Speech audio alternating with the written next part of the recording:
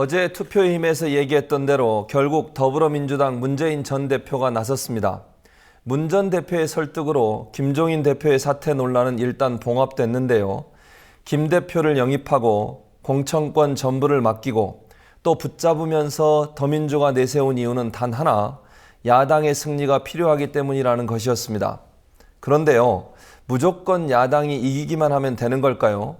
지금 이 질문을 던지는 이유는 비례대표 공천 명단을 통해서 적나라하게 드러났듯이 여당 그리고 보수화된 제1야당으로 채워질 20대 국회가 과연 우리 유권자들에게 이로울지 생각해 볼 필요가 있기 때문입니다.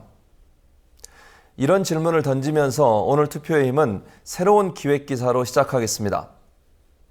국가기관이 선거에 개입한 전례가 있기 때문에 이번에도 선거 개입에 대한 우려의 목소리가 나오는데요. 국민의 투표권이 제대로 관리, 감독되고 있는지 투표의 힘에서 살펴보고자 합니다. 기획 취재, 내 표를 지켜라.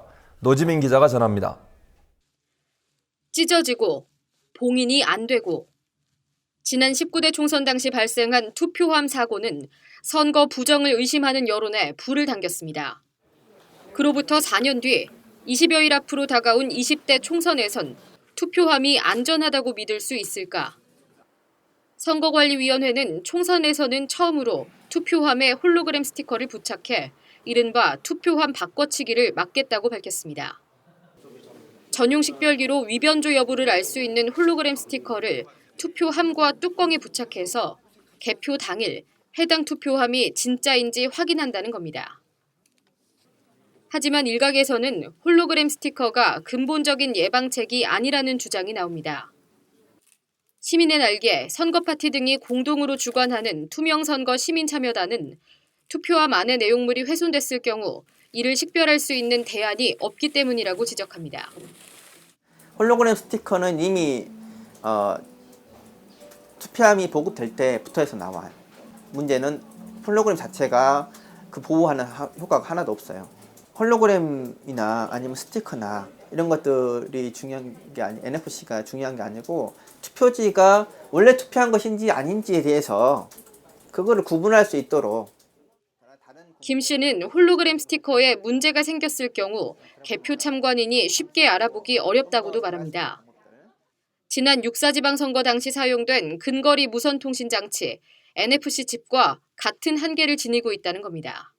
이 칩에 대해서 있냐 없냐는 정도만 인지하지 NFC 자체가 내가 처음에 붙여놨던 NFC 칩인지 아니면 새로 붙여진 NFC 칩인지를 참관하는 사람이 쉽게 인지할 수 없어요. 홀로그램 스티커나 NFC 칩이나 마찬가지로 참관자가 거기에 발생한 불법에 대한 것들을 인지할 수 있는, 일반적으로 쉽게 인지할 수 있는 방법이 굉장히 제한되는 조건이에요. 선관위는 홀로그램 스티커 위에 관리번호가 기재돼 있기 때문에 참관인이 훼손 여부를 확인하는데 큰 문제가 없다고 이를 반박했습니다. 선관위는 보안 문제가 지속적으로 제기되는 사전투표함에 대해서도 대책을 냈습니다.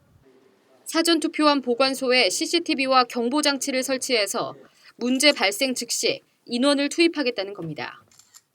상황실에 여기서 CCTV도 보고 있을 거거든요. 그리고 거기가 이제 열렸다. 정보 발령이 되도록 그렇게 지금 계획을 하고 있어요. 보관 기간이 총 6일인데요. 24시간 다 촬영이 될 수 있도록 하고 나중에 이제 경고관 청구해서 그거는 다 촬영된 분은 저희가 그 공개가 가능한 부분이고. 하지만 이 역시 사후 관리에 그칠 수밖에 없다는 문제가 제기됩니다. 투명선거 시민참여단은 감시가 필요하다고 판단되는 사전투표함 보관소를 선정해서 감시 활동을 벌일 계획이라고 밝혔습니다. 국민TV 뉴스 노지민입니다.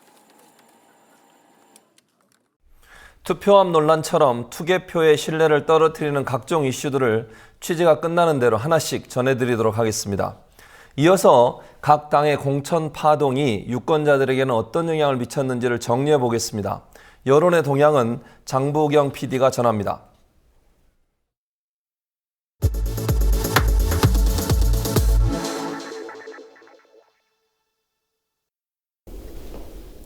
개파간 공천 갈등, 청년 비례대표 후보자 문제 등의 논란에도 불구하고 여야의 공천 절차가 빠르게 진행되고 있습니다. 이러한 공천 과정에서 당내 지지율은 어떻게 달라졌을까요? 여야 갈등과 대립이 극심했던 지난 3월 셋째 주를 중심으로 리얼미터에서 실시한 여론조사 결과를 살펴보겠습니다.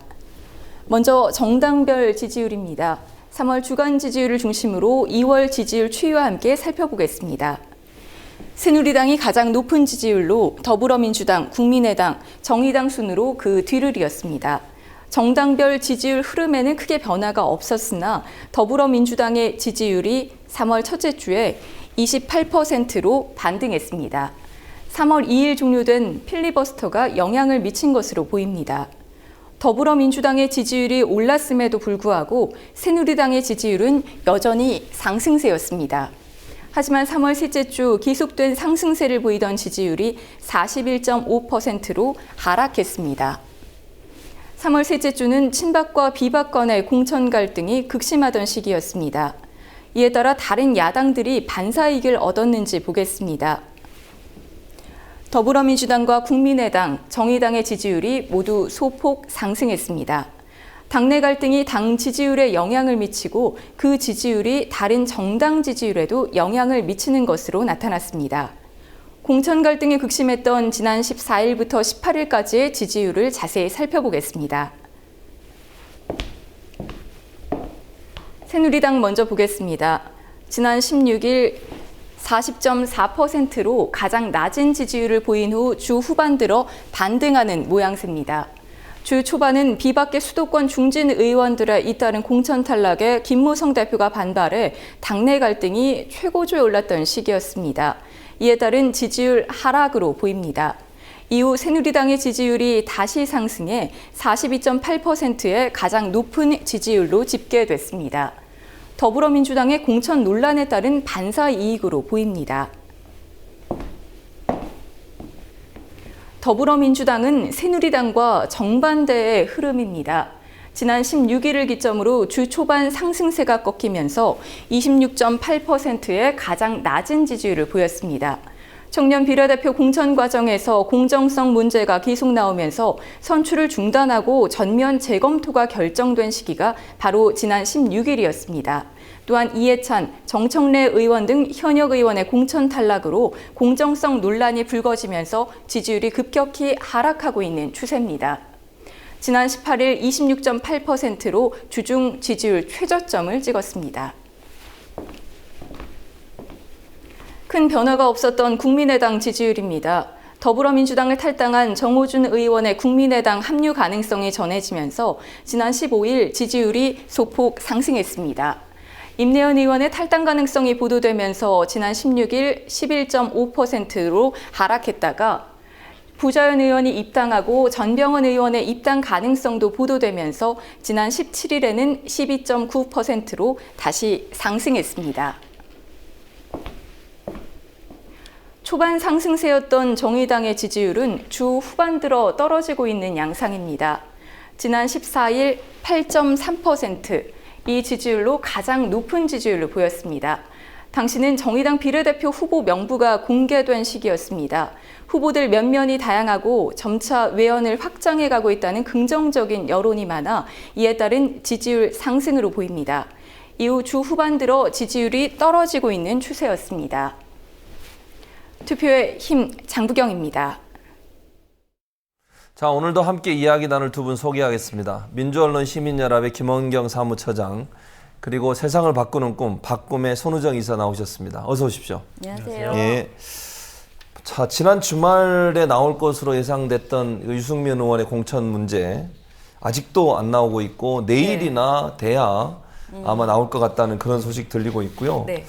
그 다음에 더불어민주당 비례대표 공천 문제 계속 문제가 되고 있는 상황입니다.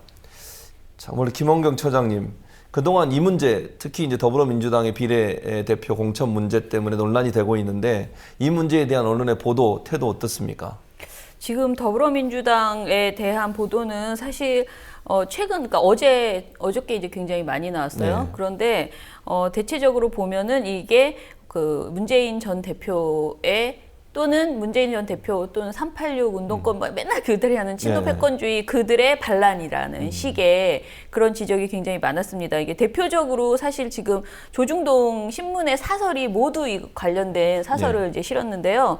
오늘 아침에 사설들을 보면은 전부 다 똑같아요. 주제가 제목도 거의 비슷한데 한마디로 실질적인 오너, 더민주의 실질적인 오너들이 이제 자신들이 오너임을 똑똑히 보여주는 그런 그 세력을 과시했다라고 하면서 친노 운동권 세력들이 반란을 꾀하는 그런 과정이다라고 이렇게 주장을 하고, 그러니까 그렇게 얘기를 하고 굉장히 비판하고 있습니다. 그런데 사실 그 더민주의 비례대표 그 내용이 분명히 문제가 있잖아요. 근데 그 문제를 하나하나 조리 있게 짚으면서 어떤 후보는 어떤 점에 있어서 부당하다 이런 식의 얘기를 하는 게 아니고 지금 말씀드린 이런 프레임, 친노 패권주의자들이 굉장히 자신들의 권력을 쟁취하기 위해서 당파 싸움을 하고 있는 것처럼 이렇게 보도하는 것이 사실 가장 대표적인 더민주에 관련된 그 프레임이고요. 그러면서 이제 새누리당 공천도 사실 지적하지 않는 건 아닙니다. 그렇게 이렇게 같이 합치면서 정치가 3류가 아니고 4류로 전락하고 있다라고 굉장히 진흙탕 싸움으로 이렇게 묘사를 하고 있어요. 그런데 특히 선거보도에서 이런 식으로 다 나쁘다. 여기저기 다 그냥 개싸움이다 이렇게 하는 보도가 사실은 가장 나쁜 보도라고 생각하거든요. 이런 양비론 때문에 국민들이 정치에 대해서 무관심해지고 혐오주의를 갖게 되기 때문에 더 나쁜 보도의 문제라고 볼 수 있죠. 지금 김홍희 처장 얘기하셨듯이 손 이사님, 이게 그러니까 조중동은 사실은 뭐 친노 패권주의를 다시 끄집어내고 친노 세력이 이걸 자기 이익을 챙기기 위해서 하는 것처럼 얘기하는데, 아니 봅시다. 일본에 하신 분 표절 논란 있었잖아요. 전 공군 참모총장 아들 문제 때문에 논란 있었잖아요. 그 외에 또 노무현 대통령 전 대통령의 죽음에 대해서 비판하는 글 쓴 사람 있었잖아요. 그걸 문제 삼는 게 어떻게 뭐 패권이냐 아니면 또는 뭐 친노주의의 뭐 부활이냐 이런 식으로 얘기할 내용인가요, 그게? 근데 이게 뭐 사실 뭐 어떤 전략으로 이렇게 되는지는 뭐 당사자가 아니니까 제가 알 수는 없지만, 지금 공천 과정은 이제 국민들에 대한 정당에서 어떤 대표성 있는 인물을 내세우는 건데, 그런 분들이 당연히 나올 수 있는 여러 가지 허물들을 문제 제기하는 거는 사실 사전 검증 과정으로도 필요한 일이거든요. 그리고 이럼에도 불구하고 그 공천해야 될 이유가 있으면 설명을 해줘야 되는데, 이것을 나에 대한 도전이냐라고 이런 식으로 받아들이는 거는 문제가 있고요. 우리 선거법에 분명히 공천은 뭐 비례대표도 마찬가지겠지만 민주적 절차에 의해야 된다고 얘기를 했는데, 지금 양당들이 하는 공천이 과연 민주적이냐? 물론 민주적인 절차라는 게 뭐냐에 대해서는 갑론을박이 있을 수 있는데, 이걸 좀 민주적인 것으로 보기 어렵다라고 하는 데는 대부분 동의하실 거예요. 그러니까 문제 제기조차도 허용하지 않는다면, 그러면 법을 만드는 국회의원들을 뽑는다는 이 공천에서 사실상 위법을 하고 있는 거거든요. 확대해서 해석을 하면. 그래서 이런 내부의 소통, 그리고 당연한 문제 제기, 검증, 이것조차도 허용하지 않는 거는 민주주의하고는 좀 거리가 멀다, 이렇게 좀 인식을 하셔야 될 것 같습니다. 그러면 이게 지금 손우정 기자님한테 먼저 여쭙고 그다음 김용희 기자님 다시 여쭈려고 하는데, 뉴스를 보면 사실 이게 국민의당이든 새누리당이든 또는 뭐 지금 더민주든 공천 문제 때문에 갈등이 많잖아요, 사실. 그런데 그러면 다른 정당 중에 혹시 이런 문제 없이 비례대표든 뭐 공천 문제 자봉 없이 이렇게 이루어진 그런 정당은 없습니까? 그러니까 우리가 사실 공천이 잘된 공천이 뭐냐라는 거는 지금 이루어진 일가준만 평가하기 좀 이르고, 사실은 선거 결과도 봐야 되고, 그리고 4년 뒤에 이 사람이 정말 의정활동을 잘했냐가 종합적으로 봐야 공천을 잘했냐 이렇게 평가할 수 있는 건데, 이제 지금 어쨌든 사람을 공천하는 과정의 문제에 있어서는 흔히 우리가 진보 정당이다라고 불리는 정당들은 이미 당원들의 직접적인 투표로 그것을 몇 명의 한두 사람이 아니라 당원들이 직접적으로 선택할 수 있게 아주 민주적인 방식으로 하게끔 돼 있거든요. 지금 뭐 소수 정당인 정의당을 비롯해서 녹색당, 그리고 원외 정당인 노동당과 지금 새로 창당된 민중연합당 같은 경우에는 대부분 당원들이 투표해서 결정을 하고 있습니다. 그래서 지금 불가능하기 때문에 기성정당들이 못하는 게 아니라 안 하기 때문에 못하고 있는 거라고 봐야죠. 근데 그런 게 왜 김홍희 처장님 언론은 전혀 보도가 안 될까요? 예를 들면 문제 있는 것만 보도가 되고 잘 되고 있는 사례들은 왜 언론이 보도를 안 하는 걸까요? 언론이 잘못됐기 때문이죠. 그렇죠. 재미가 없어서. 그건 아니고 사실은 예전에는 그런 보도들 굉장히 많았어요. 네. 신선한 시도나 또는 뭐 유권자의 신선한 그 투표 동료 운동이나 또는 정당의 소수 정당의 이야기들이 제법 많이 보도가 됐습니다. 네. 그런데 이제 계속 말씀드리지만 네. 이명박 정부 이후에 언론 장악이 본격화되면서 사실은 소수 정당은 이미 뭐 거의 낙인 찍히다시피 마치 종북 정당, 이거는 운동권 정당 이런 식으로 대부분의 정당을 그렇게 처리하다 보니까 그들의 목소리, 그들의 행태에 대해서 칭찬할 것이 있어도 부각해주지 않는 그런 언론의 행태가 있는 거죠. 예. 예. 손 이사님, 이것도 한 가지는 앞서 우리가 여론의 흐름을 장보경 PD가 쭉 설명해 줬는데 그 내용을 보면 사실 공천 파동, 특히 이제 더민주의 비례대표 공천 파동 이후에 지지자들이 엄청나게 많이 빠져나갔단 말이에요. 근데 새누리당보다 훨씬 많아요. 비율로 보면. 그러니까 전체 지지율에서 빠져나가는 퍼센테이지로 보면 이런 현상 뭐라고 보십니까? 왜 이렇게 됐다고 보세요? 그러니까 이게 지금 전략이라고 하는 소위 말하는 이제 머리를 쓰시는 분하고 예.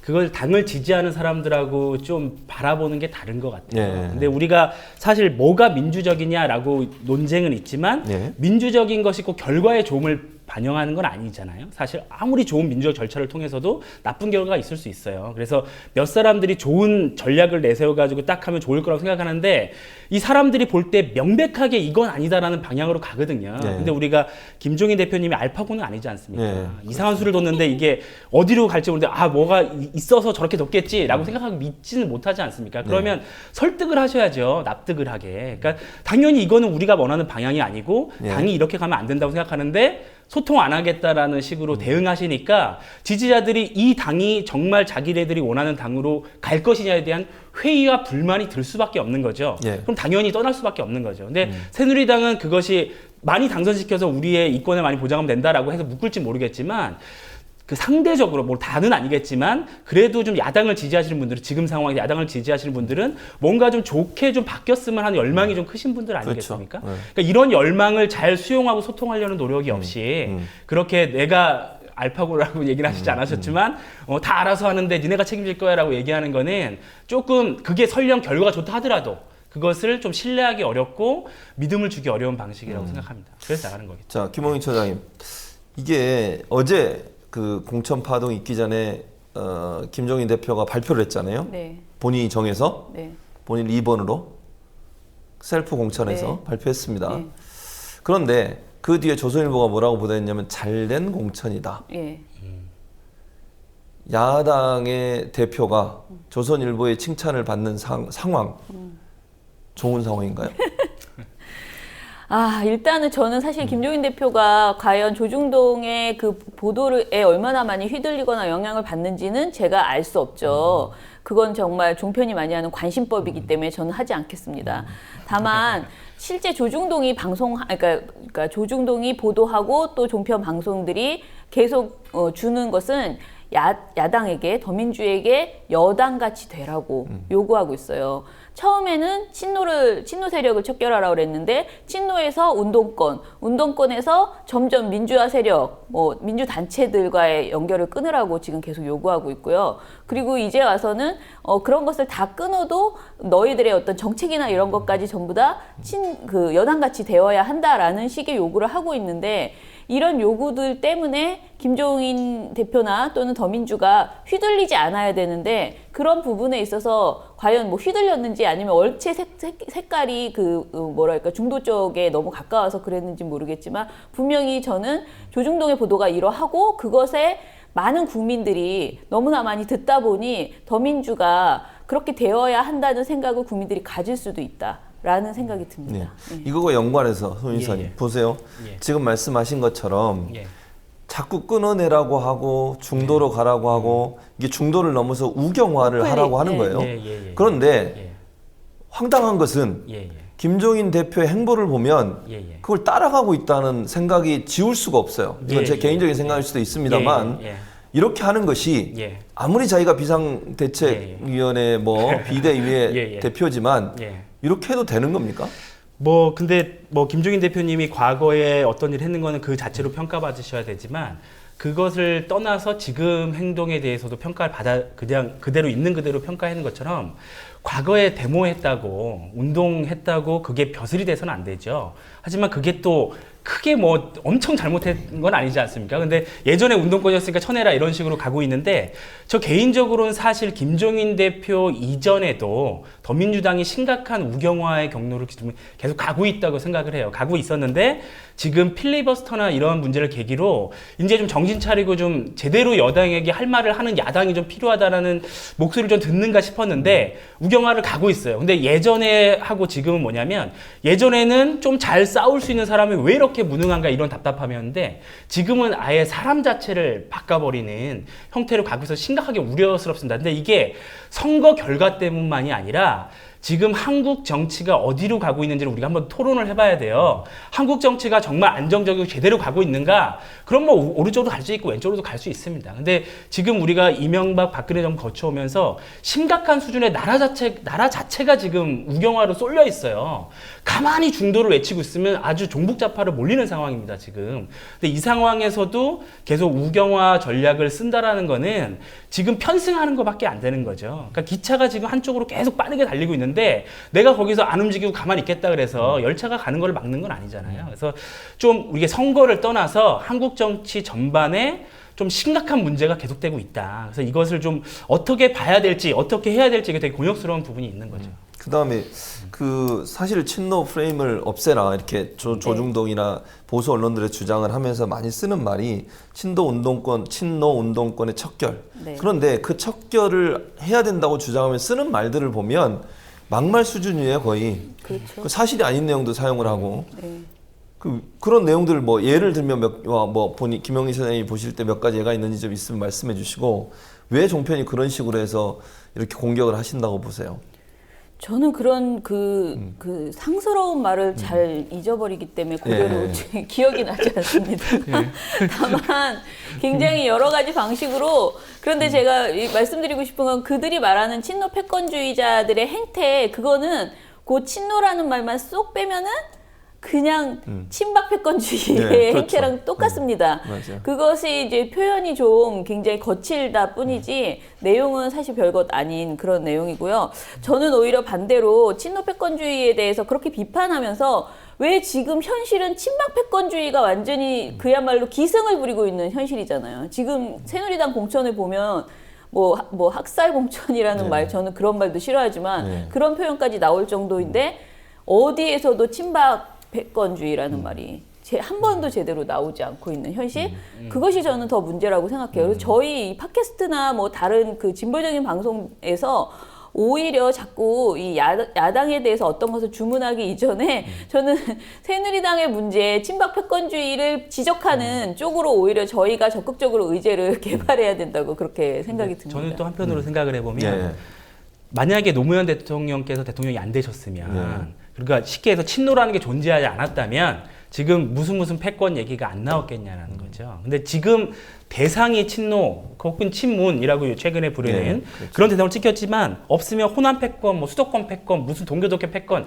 수많은 패권이 나올 수가 있어요. 그러니까 개파나 같은 것들은. 근데 이거는 누구라도 그 대상이 될 수 있다는 거죠. 이 대상만 없으면 뭔가 좋아질 것처럼 주위에 떠들지만 실제로 이 대상이 사라지면 누군가 다음 대상을 찾게 되어 있습니다. 근데 그쵸. 답답한 것은 이게 사실 어떤 노선이나 정책으로 구분이 되는 거면 차라리 긍정적이겠어요. 누구는 뭐에 대해서 정책에 대해서 반대하고 누구는 찬성한다고 논의가 되면 좋은데 지금 언론이 계속 확인할 수 없는 이거 어떻게 뭐 반박할 수도 없고 어떻게 입장을 바꿀 수도 없는 낙인 찍기 식으로 되고 있는데 국민들이 어느 의원이 누구누구랑 친하다 이거를 알아야 됩니까? 어느 의원이 어떤 정책에 대해서 어떤 입장을 갖고 있다를 알아야죠. 그래서 이거는 언론이 의도적으로 만드는 거고 사실 만드는 이유는 야권 분열을 의도하는 건데 그렇게만 하기에는 지금 여당의 분열이 좀 심각하니까 동일한 프레임으로 가다니까 오히려 자기 덫이 될 수 있는 거예요. 사실. 두 분한테 같이 물어볼게요. 김종인 대표 물론 김원경 처장은 그만하세요. 자꾸 새누리당 얘기하라고 그러는데 이거는 김종인 대표 오늘 지난 당무 거부하면서 몇 가지 발언들을 쭉 보면요. 자기가 마치 망해가는 집안에 들어와서 살려내는 역할을 한다고 얘기해요. 물론 뭐 그런 부분도 있죠. 그런데 이런 대우를 받으면서 망해가는 집안 살릴 생각 없다. 좀 자만이 좀 센 거 아닌가요? 자, 근데 김종인 대표님이 들어오셔서 민주당이 좀 지지율이 높아가거나 사람들에게 관심을 갖거나 뭔가 하는 것처럼 보인 게 사실입니다. 예. 근데 그게 왜 그랬을까 생각을 해보면 김종인 대표님이 와서 한 거는 그 혼란스럽고 내부에서 싸우고 난리치던 민주당이 일사불란하게 만든 거 하나예요. 사실은. 그러니까 사람들이 이 방향이 내가 조금 마음에 안 들더라도 조금 내가 생각한 건 다르더라도 그래도 이제 뭔가 좀 하겠구나. 지네끼리 싸우지 않고 이거거든요. 근데 김종인 대표님이 딱 그 오셔가지고 니네 내 말 안 들으면 이렇게 할 수 있는 이유가 뭐냐면 내가 나가면 니네 또 싸우고 자중질환 할 거 아니냐라고 보는 거예요. 그러니까 민주당에서 부끄러워해야 돼요. 그리고 민주당에서 김종인 대표님을 비판하고 하는 분도 물론 내용상으로는 적극적으로 동의하지만 그분이 떠났을 때 자신들이 그런 일사불란함과 뭔가 대의를 위해서 할 수 있느냐 이거를 보여줘야 되는데 사실 국민들도 그들 스스로도 여기에 대한 확신이 있느냐 좀 의심스러운 점은 있어요. 하지만 김종인 대표님이 아니면 이거를 만약 이게 불가능한 정당이라면 사실 더 볼 것 없거든요. 그래서 사실 김종인 대표님이 어떤 대단한 그 전략과 그리고 지금 뭐 경제민주화 이야기 하시지만 사실 구체적으로 드러난 바가 없지 않습니까? 우리 박근혜 정부 대통령 할 때도 경제민주화 그렇게 했으면 하셨어야 되는데 지금 하겠다는 거하고 실제 뭘 했냐는 다른 거거든요. 그래서 조금 김종인 대표님에 대한 그 평가는 그 개인에 대한 평가와 달리 지금 민주당에서는 그런 역할을 하신 것을 우리가 잘 봐야 된다. 근데 문제는 예. 김종인 대표나 박근혜 대통령이나 예. 고집이나 하는 행동을 보면 뭐가 그렇죠. 차이가 있냐는 거죠. 예, 맞습니다. 그 남자 김범경 박근혜 처장님. 대통령이죠. 그런 차이가 있다고 보세요? 아니요. 그런데 지금 우리가 그 김종인 대표의 개인적인 우리 잘 알지도 못하는 예. 어떻게 보면은 그런 거를 가지고 그분이 뭐 이게 노욕이라는지 그런 굉장히 보도 많이 나와요. 노욕이고 뭐 자르고 뭐 여러 가지 문제점들 그냥 소통이 되지 않는 건 사실이고 지금 이번에 드러난. 근데 저는 그냥 비례대표 공천 문제 얘기하자고요. 그냥 그 공천에서 누구가 어떤 문제가 있었고 그러니 이것을 어떻게 바로 잡자라는 식으로 나가야지만 이게 선거에서 국민들이 관심을 갖는다 이렇게 생각을 하는 거예요. 그러니까 그냥 김종인이라는 개인에 집중하면은 저는 자꾸만 선거 무관심해진다. 선거하기 싫어지거든요. 뭐 이래 이쪽이나 저쪽이나 다 무슨 뭐 독재 같아 뭐 이런 식의 그 컨셉으로 가면은 저는 결코 유리하지 않다고 봅니다. 그러니까 저도 그런 마음이 들거든요. 네. 김종인 씨 하는 태도를 보면 그리고 또 한 가지는 지금 말씀하신 것처럼 이걸 이렇게 바꿨으면 좋겠다. 처음에 바꾸자고 가니까 뭐라 그랬어요? 바꿀 생각 없다. 네. 나 짐 싸서 나가겠다. 네. 그게 대표가 할 짓입니까? 솔직히 얘기하면? 이 점점 너무 세지는데요, 발언이. 아니 그건 저는 개인적으로 그렇게 하면 안 된다고 생각합니다. 예. 공당의 대표가 무슨 몽리를 부리는 것도 아니고 마음에 안 들면 나가겠다는 거 아니에요. 내 말 안 들으면 안 된다는 그런 식의 태도를 보이는 것이 예, 예. 과연 소위 우리가 집토끼 산토끼 얘기도 하지만 예. 집토끼라고 하는 사람들이 얼마나 큰 실망을 하겠어요. 말은 안 하지만 마음속에 얼마나 큰 상처를 받겠냐고요. 또 한 가지는 이분이 뭐 어쨌든 정당에 들어와서 국회의원을 하시겠다고 하고 어쨌든 자기가 원하는 사람들 우클릭해서 예. 뭐 어쨌든 중도층이라고 얘기하는 그분이 예. 그런 사람들을 데려와서 자기의 어떤 친위 그룹을 구성하고 만약에 그분이 들어와서 대권까지 넘본다고 하시면 그런 상황이 안 될 거라는 뭐 그런 가능성도 충분히 있잖아요 지금. 근데 그런 가능성이 있지만 우리가 그렇게 얘기하는 건 좀 너무 나갔다는 생각이 좀 들고요. 뭐 사실 뭐 노욕이다 얘기하는 것도 그렇게 비판을 할 수는 있는데 그분이 꼭 욕심 때문에 그렇게 했다 우리가 확신을 할 수 있는 건 아닌데 다만 지금 말씀하신 것처럼 지금 김종인 대표님의 리더십이 잘못해낸 어린아이를 꾸짖는 리더십이거든요. 그러니까 버릇을 고쳐주겠다라는 리더십인데 그런 정당이 사실 국민들에게 리더십을 발휘할 수 있을까? 사실 이게 그렇게 야당이 비판했던 박근혜 정부의 리더십이랑 동일하거든요. 그래서 이런 리더십을 가지고 한국 정치의 어떤 제대로 된 야당의 모습을 보여주겠다. 사실 꾸짖어야 할 대상은 자기보다 강자여야죠. 야당이 제대로 싸우려면 자기 지금 시기적인 촉박함 때문에 자기한테 한마디도 못하는 같은 당 사람들이나 지지자들이 아니라 자기보다 센 사람을 꾸짖어야지 이게 야당다운 모습인데 그 점에서는 대단히 아쉬운 모습입니다. 그리고 앞으로 지금 총선 비례 이번에서도 저희가 좀 약간 우려스러운 지점 말씀하신 것처럼 이분이 어쨌든 그 지금 망해가는 회사에 어쨌든 딱 이렇게 들어와가지고 먼저 좀 해보겠다 이렇게 하시려고 들어온 것 같았는데 비례 2번이라고 하시는 거는 대선까지 이렇게 계속 가실 건가 보다 이런 우려감이 되니까 그런 문제 제기를 하는 거죠. 그래서 정말 야당다운 리더십을 찾으셔야 된다 이렇게. 김원경 차장님 자꾸 그만하자고 하니까 그만합시다. 접겠습니다만 예. 좀 생각을 많이 하셔야 될 것 같다는 생각이 네. 듭니다. 김 차장님, 네. 그 언론에 보면 네. 이번 이제 총선 관련한 뉴스 내용들을 쭉 보면 대부분 이런 계파 갈등, 그 다음에 누구와 누구의 개판이 뭐 이런 싸우는 얘기 이런 얘기만 있거든요. 근데 원래 총선 보도에 가장 중요한 거는 유권자들이 선택을 잘할 수 있는 정보를 줘야 되는 거잖아요. 네. 그런 내용들이 혹시 언론에 보도된 게 있나요? 정당 정책이라든지 개인의 어떤 정책에 관한된 문제라든지 공약이라든지 이런 부분들. 지금 정책 보도가 거의 실종되어 있고 네. 정책 보도가 나온다 하더라도 정말 가뭄에 콩나듯이 나오지만 그것이 어떻게 보면 이렇게 전략적으로 그 새누리당의 정책을 홍보해주거나 또는 야당의 정책에 대해서 그게 무슨 포퓰리즘이라고 비판하는 식의 그런 몇 개의 보도 빼고는 사실 정책 보도라고 할 만한 내용들이 거의 전무한 상태. 그것도 그냥 이렇게 수박 겉핥기식으로 보도하는 거고요. 정책을 검증하는 보도는 거의 불가능한 그런 상태라고 보시면 돼요. 그리고 계속 인물에 대해서도 사실 총선에서는 정책도 정책이지만 인물도 굉장히 그렇죠. 많이 보거든요. 네, 근데 네. 인물에 대해서도 인물 검증이 사실상 없죠. 그냥 이 사람이 친박이냐 비박이냐 친노냐 뭐 어디냐 이 계파 이 얘기 빼고는 그 사람이 그동안에 어떤 여러 가지 공식을 하면서 수행했던 문제점이 있다거나 이런 것들에 대해서 짚는 식의 보도들이 없죠. 최근에 나경원 의원의 그 문제를 이제 뉴스타파에서 공개를 했는데 네, 그렇죠. 이걸 다른 언론에서 받지 않는다고 지금 이제 오늘 한겨레 신문에서 보도했잖아요. 근데 사실은 그것을 지금 현재의 방송에게 요구하는 것은 너무 무리한 요구예요. 그런 내용은 보도하지 않습니다. 그러니까 심각하게 정말 국민이 알아야 될 선거에서 알아야 될 정보는 제공하지 않고 계속 대통령에게 아부하는 사람이 누구인가, 대통령이 사랑하는 사람은 누구인가, 대통령 눈밖에 난 사람은 누구인가 이것만 계속 강조하는 이런 보도들을 하고 있는 거죠. 예. 예. 그러면 또 한 가지 오늘 새누리당에서 비례대표 후보자들을 발표를 했어요. 네.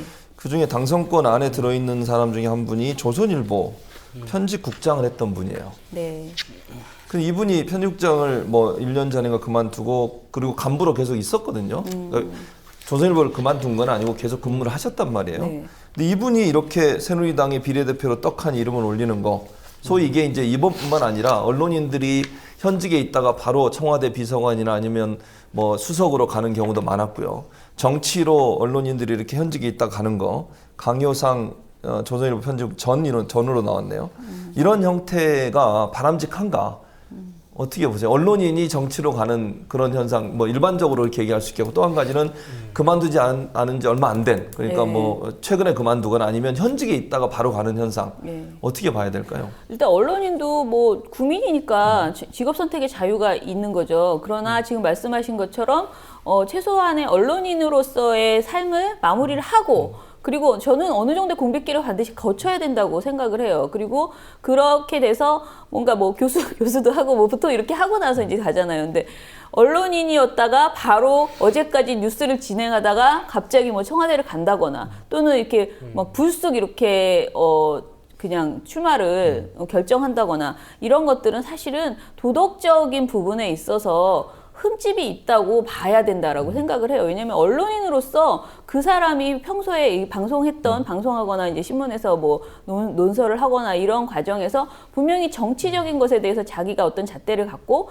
뭐 이렇게 비평하고 이렇게 했을 거란 말이에요. 그러다가 갑자기 자신의 정치색을 딱 보여주면서 가는 거잖아요. 이런 부분은 사실 그 전에 그 사람을 믿고 그 사람이 중립적인 방송을 방송을 할 것이다 또는 언론인으로서 최소한의 그 양식을 가지고 이제 논평할 것이다 이렇게 기대했던 것을 기만하는 것이 아닌가 이런 생각이 듭니다. 그럼 혹시 이제 예를 들면 언론인이 하루아침에 간다고 보지만 그게 하루아침에 결정됐을까요? 예를 들면 이런 거죠.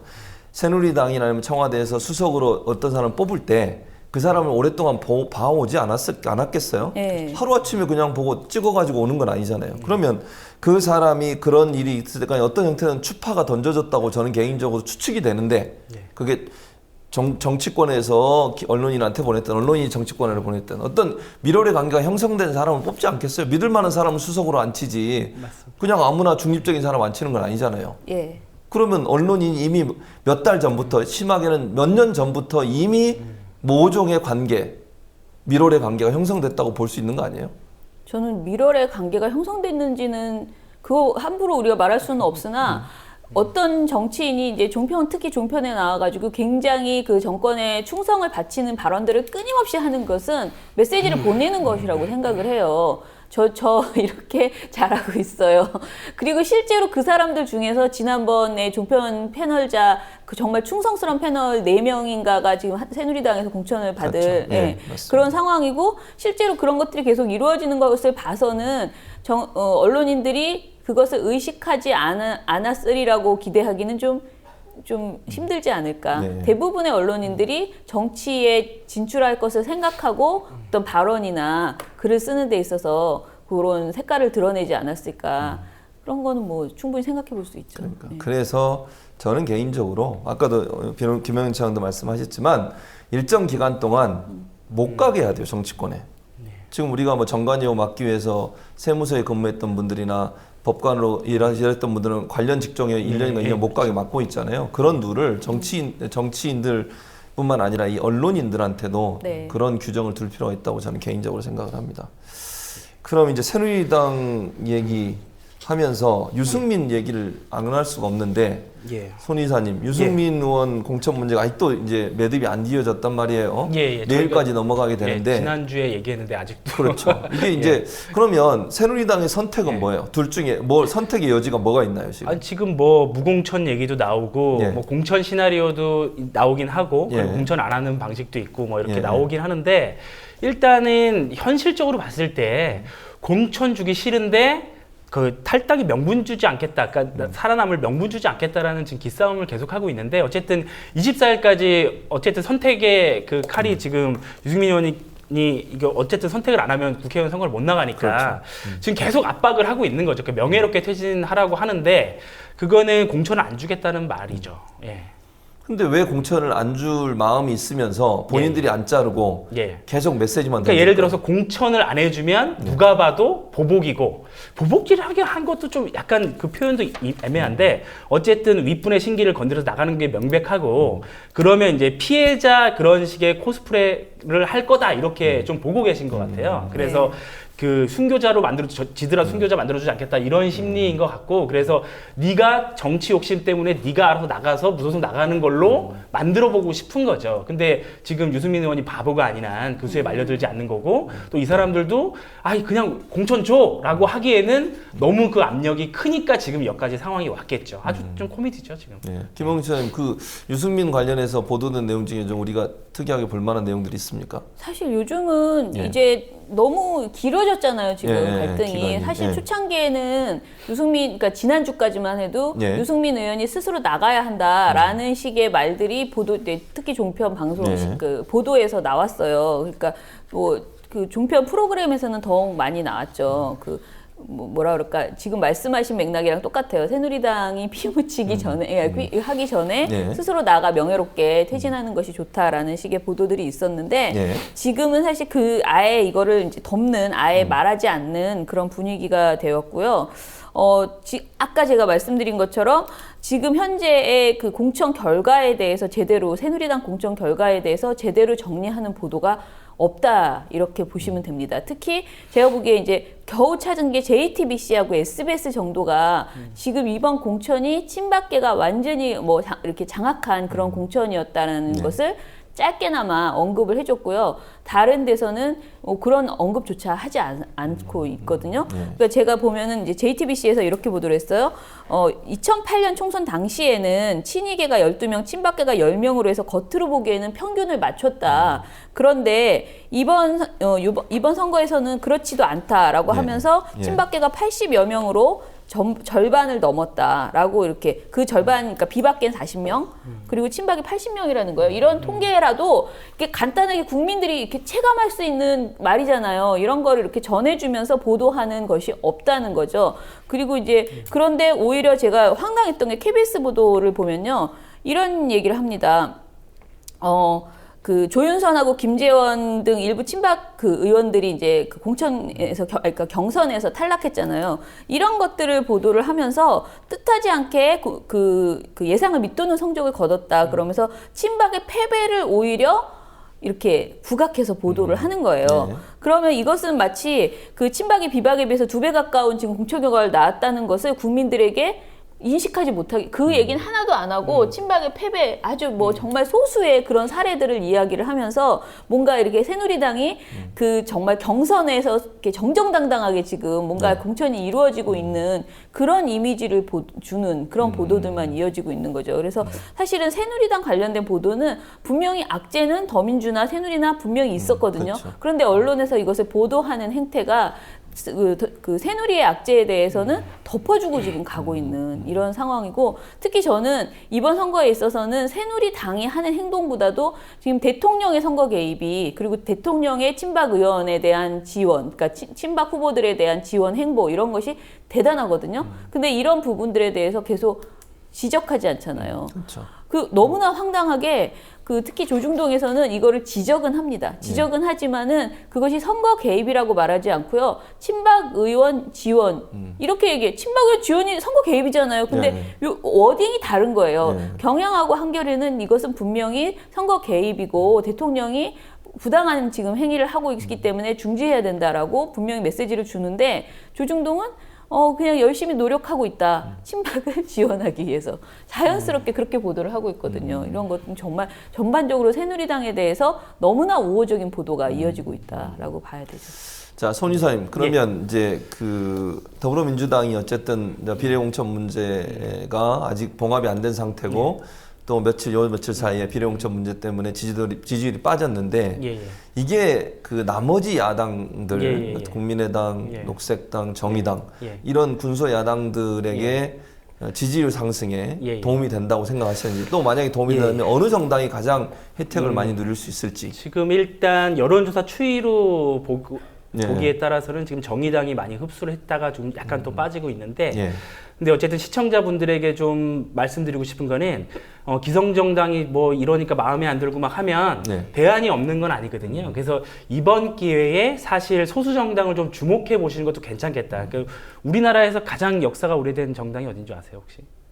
녹색당입니다. 이름이 하도 많이 바뀌어가지고 이름이 녹색당도 지금 뭐 세계적으로 많이 있는데 정말 참신하고 가장 내부 민주주의, 지금 공천 자분과 대비되게 가장 뭐 진보 정당 중에서도 가장 뛰어나게 내부 민주주의를 하고, 거기는 대의원들을 추첨으로 뽑거든요. 그러니까 그런 혁신적이고 진보적인 제도를 많이 하고 있는데도 지금 예전 아마 선거에서 0.48% 정도 얻었을걸요. 그러니까 녹색당도 있고, 물론 지금 원내에 있는 정의당도 있고, 지금 뭐 무소속 후보도 있고, 지금 민중연합당이라고 새로 만든 정당도 있고, 많은 정당들이 있고, 지금 이런 기성정당을 비판하면서 우리가 한번 해보자고 하는 당들이 많이 있어요. 그래서 나는 이거 신경 안 쓸게, 나는 뭐 투표 안 할 거야, 이렇게 하지 말고 가장 최선의 정당이 어딘가를 한번 생각해 보는 것도 기성정당에게 자극이 된다는 거죠. 그러니까 사실 우리가 우경화 전략을 썼던 이유가 뭐냐면, 그게 이제 97년 김대중 대통령이 당선됐을 때 전략 아닙니까? 2002년 노무현 때. 그게 뭐냐면 왼쪽에서 막 그 운동이나 이런 것들이 있으니까 이걸 흡수하면서 여기서 포용하지 못한 중간층을 얻어간다는 거거든요. 근데 지금 우경화 정당이 우려되는 게 뭐냐면 왼쪽이 무너지니까 이거를 견제할 수 없이 그냥 오른쪽으로 가는 거예요. 그래서 오히려 이럴 때 왼쪽 정당들의 조금 더 진보적이고 혁신적인 정당들의 관심을 가져주시면 이게 기성정당에도 자극이 됩니다. 우리 지금 공천 내부 민주주의가 좀 논쟁이 됐을 때가 예전에 민중노동당에서 당원 직선으로 경선했다, 이게 많이 퍼지면서 또 그게 논쟁이 됐었거든요. 그러니까 그런 식으로 좀 소수 정당에게도 많은 관심을 가져주시고, 중앙선거관리위원회 홈페이지 가면 정책도 나오고 홈페이지 나오니까 많이 보셨으면 좋겠습니다. 지금 방금 지적해 주신 것처럼 이제 앞으로의 전망을 좀 하자면 두 분한테 여쭤보고 싶은 것은 정의당이 이제 어쨌든 그 국민의당 다음에 정의당이 이제 야권 중에 제 세 번째 당인데, 이 정의당이 3당으로까지 부상할 가능성이 있을까? 그러니까 국민의당과의 경쟁이 되겠죠, 결국 그렇게 되면. 왜냐하면 국민의당도 지금 현재 공천 문제 때문에 사실 갈등이 있고, 어제 뭐 막 들어눕고 그냥 중앙 당사가 아수라장이 됐었는데, 두 분은 정의당이 제3당으로까지 올라올 가능성이 있다고 보세요, 김원경 처장님? 뭐 가능성 있을 수 있죠. 왜냐면 사실 더민주에 대한 지금 오늘도 방송 보세요. 더민주에 대한 그 답답한 마음 국민들의 그런 거 있으니까 저도 집에서 이제 가족들하고 이 투표 얘기 자주 하거든요. 하면서 지금 말씀하신 녹색당 이런 거 막 얘기하고 그러면 이제 또 저희 남편은 녹색당은 좀 정당이 아니고 시민단체 아니야? 이렇게 또 얘기하는 거예요. 그러면 아니 그거 아니야. 자세히 들어보면 또 달라. 이런 대화 전에는 그냥 그러니까 여야, 우리가 말하는 거대 여당, 거대 야당 이 중심으로 얘기를 했다면 지금은 약간 그쪽 말고 다른 정당도 더 많이 관심을 갖고 지켜보자. 게다가 또 비례대표가 있잖아요. 네. 비례대표 투표를 생각해서는 반드시 꼭 우리 동네 의원 누구 말고 비례대표를 꼭 생각하면 소수 정당에 대해서 꼭 더 많이 이제 논의해봐야 된다. 그리고 사실 이게 되려면 또 얘기하지만 언론이 소수 정당 보도를 해줘야지 국민들이 뭘 알 거 아니에요. 뭐 녹색당 그럼 이게 당인지 시민단체인지도 혼동하고 정의당이 어느 정당과 어떻게 대해서 뭐 무슨 정책을 가지고 있는지도 모르고 그냥 색깔론 계속 아까 말씀드린 운동권 당이라는 이런 식의 보도만 되고 있기 때문에 이 소수 정당에 대한 보도가 반드시 제대로 돼야 된다. 그거 강조합니다. 네. 저희도 좀 해주세요. 예. 국민의당을 정의당이 이길 수 있을까요?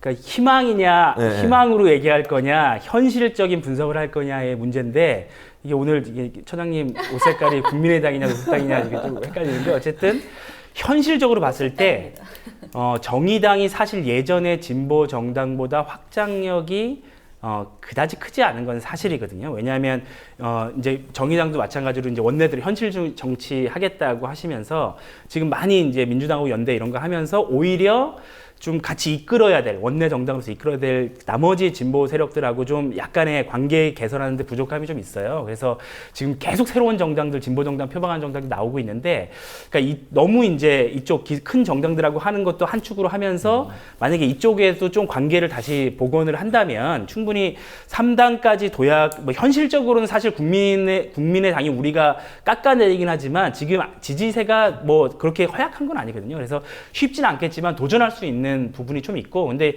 이건 아까 말씀드린 맥락에서 단순히 이번 선거 때 몇 석을 얻을 것인가도 물론 중요하겠지만 장기적으로 봤을 때 우리 한국 정치판을 어떻게 세력 균형을 맞출 것인가에 대한 안목 속에서 나머지 여러 정치 세력하고 관계를 잘 정리한다면 뭐 좋은 결과가 있겠죠. 예. 어쨌든 좋은 우리 진보 정당들 또 야당이 좀 선전을 해서 이번 선거가 잘 됐으면 하는 바람입니다. 두 분 감사하고 다음 주 화요일에 또 뵙겠습니다. 수고하셨습니다. 오늘 투표의 힘은 책의 한 구절을 소개하면서 마치고자 합니다. 20세기를 대표하는 영국의 사회학자인 버틀런트 러셀의 저서 런던 통신의 한 부분입니다. 이미 중요해진 사람을 개선할 수 있는 희망이란 없다. 그는 더 이상 충고를 들으려 하지 않기 때문이다. 젊은이들을 발전시킬 일이 일반적으로 이미 늙고 중요해진 자들의 손에 맡겨져 있다는 것은 그래서 불행한 일이다. 이 문장을 들으며 어떤 사람들을 떠올리시는지요? 참고로 오늘 오전에 박근혜 대통령이 제시한 청년 일자리 마련 방안을 함께 전해드립니다. 박 대통령은 청년들이 한정된 일자리를 차지하기 위해 경쟁하기보다는 도전과 혁신을 통해 스스로 일자리를 만들어내길 희망한다고 말했습니다. 만들어낼 희망이 없는 게 문제겠죠. 그래서 우리는 투표에 참여해야 합니다. 왜냐하면 투표에 힘이 있기 때문입니다. 내일 뵙겠습니다.